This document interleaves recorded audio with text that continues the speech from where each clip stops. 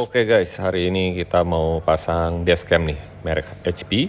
Ada dua tipe, yaitu F790 dan S979. Nah, yang kita mau pasang ini adalah tipe S979.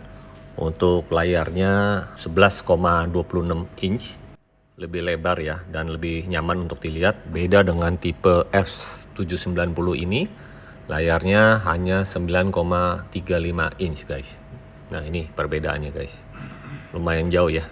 Kalau saya lebih pilih S979. Nah, kita unboxing dulu ini. Untuk tipe S979 ini kameranya 3 guys. Jadi ini adalah untuk kamera yang di belakang. Lalu ini adalah kabel GPS-nya ya guys. Jadi bisa menentukan titiknya.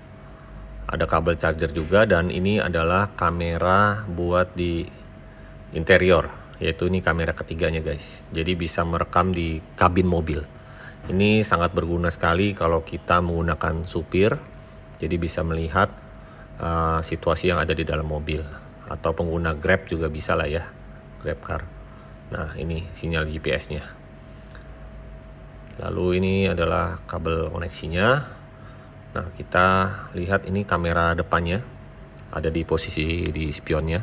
Jadi ini sistemnya kita tambahin di bagian spionnya ya guys, dan kita pasang di mobil Mitsubishi Xpander. Ini juga sudah G sensor, Sony sensor. Nah, LCD screen-nya yang tadi saya bilang 11,26 sudah support triple kamera. Nah, ini adalah posisi kamera buat di depannya nih guys. Untuk speknya Full HD 1920x1080 dengan lensa up to 136 derajat wide angle glass lens dengan IR filter, built-in gaze sensor dengan Sony Starfish sensor.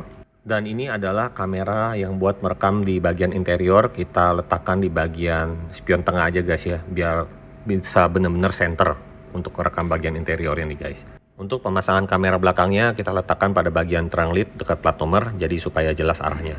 Dan inilah hasil dari camcorder HP S979 dengan layar 11,26 inch full screen touch panel ya guys. Dan ini juga sudah built-in super kapasitor, dan untuk touchscreen-nya juga responsif. Di sini penyetelan semua bisa dilakukan touchscreen dan operasionalnya sangat mudah, dari penyetelan jam, volume, termasuk nanti hasil rekamnya kita akan lihat guys. Dan di sebelah kanan ini ada play jam, tanggal, dan juga hari apa. Oke, sekarang kita mau lihat hasilnya nih guys. Ini posisi kamera yang ada di belakang nih guys. Jadi kita tinggal pencet aja. Ini posisi kamera di dalam interior, dan ini juga di kamera depan. Nah, ini posisi di kamera depan juga jelas ya guys. Jernih banget. Kita pencet lagi yang tengah untuk melihat kamera yang ada direkam untuk di interior mobil. Cukup jelas juga ya. Jadi kita tinggal pencet aja nih untuk melihat kamera belakang seperti itu. Dan ini posisinya sudah merekam. Ada parking mode juga, ada emergency recording file juga, dan produk ini garansinya 1 tahun.